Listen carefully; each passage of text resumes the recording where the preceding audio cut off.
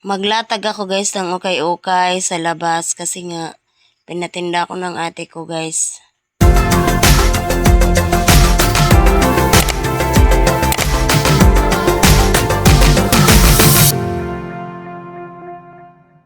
Hello everyone!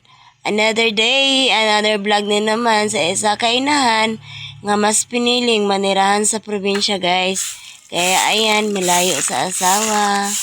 LDR pills kasi nasa Manila siya guys. Di kasi pwedeng magkasama kami dito na wala pamilya mo guys. Kaya ang ginawa ko guys, gagawa na lang din ako ng paraan para magkapera din ako guys. Para kahit papano is makatulong din ako sa aking Banabels. So ayan guys, pinadala na ako ng ate ko guys ng ukay-ukay guys. Para kahit papano meron daw ako maitinda dito sa aking tahanan. Meron kasi akong tinda dati guys na ukay-ukay guys, kaya lang na-bankrupt kasi nga dahil sa utang. Yung iba ko kasing customer guys, inuutang tapos inuutay-utay pagbayad kaya hindi ko siya mabayad ng buo. Tapos yung iba ko namang benta guys is na unti-unti sa paggastos sa pang-allowance araw-araw. So ayan, ang kinalabasan, bankrupt.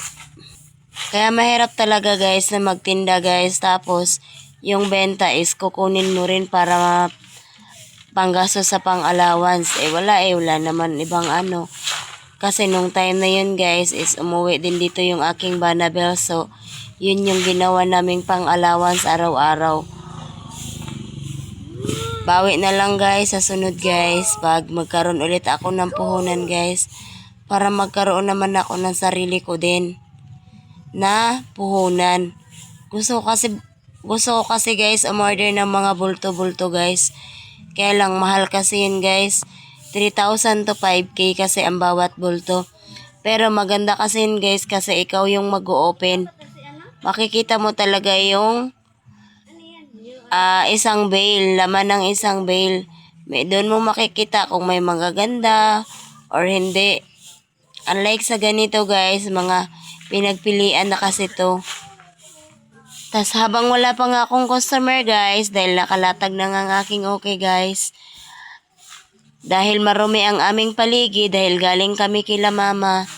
Kaya nagwalis na muna ako guys para naman malinis ang aming paligid. Tabing kalsada nga din kami guys, kaya yun din ang kinagandahan pag nagtinda-tinda ako guys. Puhunan na lang talaga ang kulang guys. So, maghintay na lang ako ng perfect timing guys. Syempre, 'di ba? Darating din ang panahon na magkakaroon din tayo mga bagay na hinihiling natin basta samahan natin ng sipag at tiyaga. Ganun naman talaga, 'di ba? Yan nga yung sinasabi na pag may tiyaga, may nilaga. Pero kung wala kang tiyaga, nga. Ganun lang yun guys.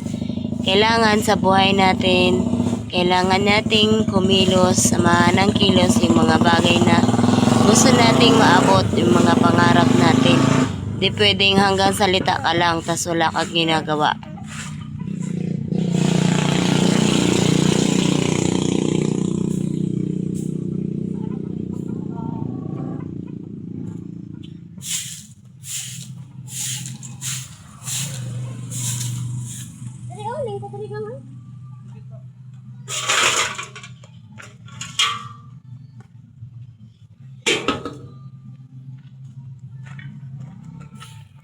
Tapos ayan guys, may customer na nga ako guys.